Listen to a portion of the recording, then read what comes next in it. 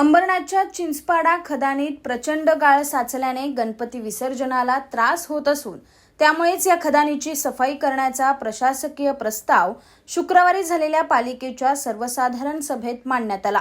मात्र या कामाला शिवसेनेचे नगरसेवक अब्दुल शेख यांनी विरोध करत सोन्याचा जेसीबी वापरणार आहे का अशी टिप्पणी केली। यावरून शेख हे जातीयवाद करत असल्याचा आरोप करत भाजपा नगरसेवकांनी त्यांना चांगलंच धारेवर धरलंय। चिंचपाडा खदानीत संपूर्ण शहरातील गणपती बाप्पाचं विसर्जन केलं जातं।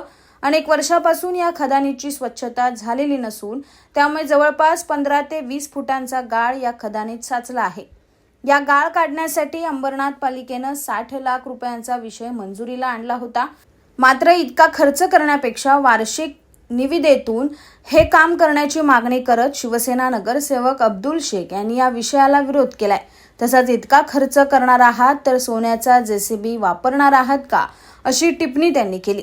त्यामुळे भाजपचे प्रदीप पाटील, उमेश पाटील, विश्वजित करंजुले, अर्चना रसाळ, हर्षदा पाटील यांनी यावर तीव्र आक्षेप घेत अब्दुल शेख हे जातीयवाद करत असून खदानीची सफाई होणं हा आमच्या धार्मिक आस्थेचा विषय असल्याचं सांगितलं। त्यानंतर मोठा गदारोळ झाला।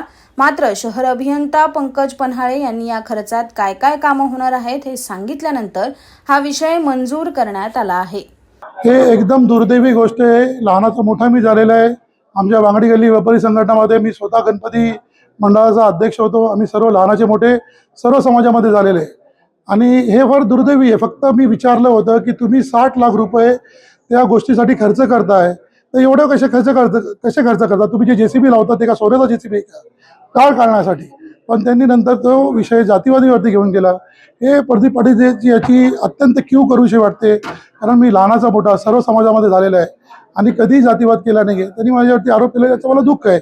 छत्रपती शिवाजी महाराजांच्या पुतळ्याला देखील त्यांनी विरोध केला होता आणि आजही गणपती ही सगळ्यांची आस्था आहे।